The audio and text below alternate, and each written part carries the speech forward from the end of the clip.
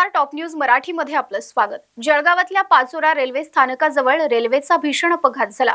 2025 या नववर्षातील ही पहिलीच भीषण रेल्वे दुर्घटना आहे। पुष्पक एक्सप्रेस मध्ये आग लागल्याची अफवा पसरली आणि प्रवाशांनी भीतीपोटी थेट रेल्वे ट्रॅकवर उड्या मारल्या।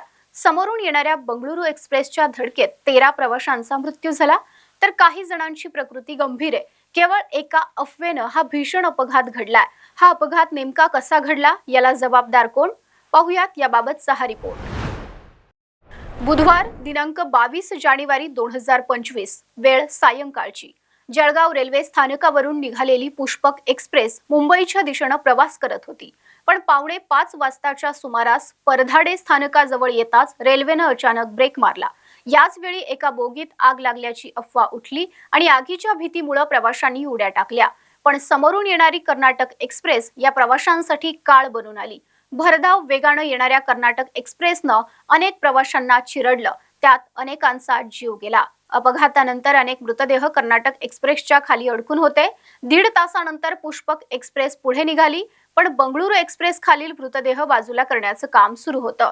पोलिसांनी रेल्वे सुरक्षा दलानं तातडीनं बचाव कार्य सुरू केलं।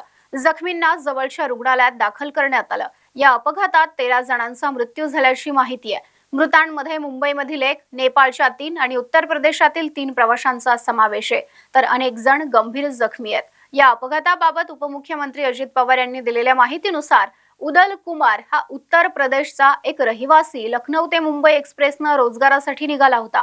त्याच्या सोबत त्याचा मेहुणा विजय कुमारही होता। यावेळी ते सर्वसाधारण तिकिटानं सर्वसाधारण बोगीच्या वरच्या आसनावर बसले होते। त्यावेळी रेल्वेच्या रसोईतील चहा विक्रेत्यानं आग लागली अशी ओरड केली।